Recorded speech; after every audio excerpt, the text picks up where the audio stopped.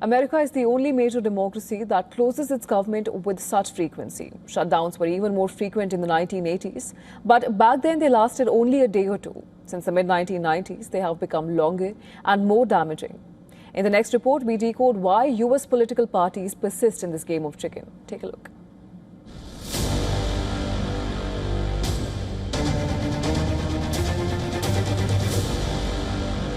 So with my signature, the federal government will now resume normal operations, make America affordable again, for all Americans again.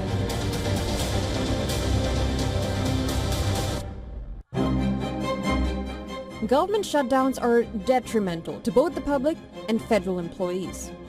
Shutdowns lead to service and program disruptions and employees being furloughed or required to work without pay. Government agencies and services are severely limited. Non-essential operations are halted or reduced.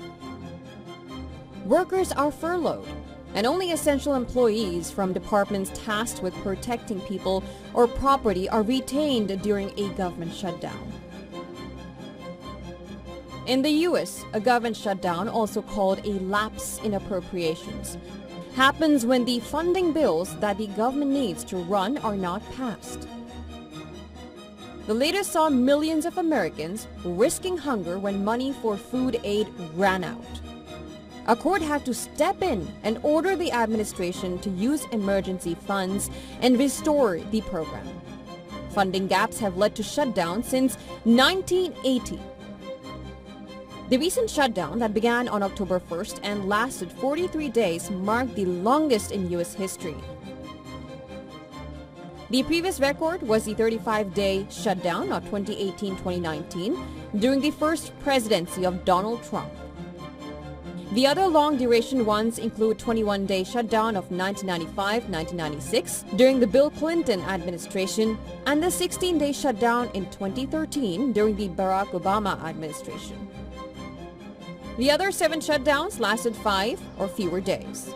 When everyone understands the impact of a cutoff in government services, why are U.S. government shutdowns so frequent?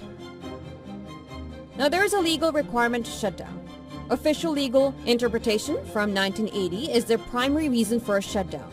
A 1870 law called the Anti-Deficiency Act makes it illegal for government officials to spend money that Congress has not appropriated. For nearly a century, that act was read liberally, which allowed government operations to go on with minimum interruption during financial gaps. But in 1980, Attorney General Benjamin Civiletti issued a strong legal opinion that agencies must stop operations completely if financing is not authorized. The U.S. political and budget system makes the country different, unlike in many other countries where the executive branch can keep the government running during a budget impasse. The U.S. system provides multiple points of potential failure. The American Constitution gives Congress the sole responsibility to allocate funds. The President and both chambers of Congress, House of Representatives and Senate must agree on 12 annual appropriations bills. If one party controls the White House and another controls one or both the chambers of Congress, disagreements become more likely. A bill must pass both the House and the Senate and be signed by the President. A single chamber can block the funding process, or the President can veto a bill, leading to a standoff.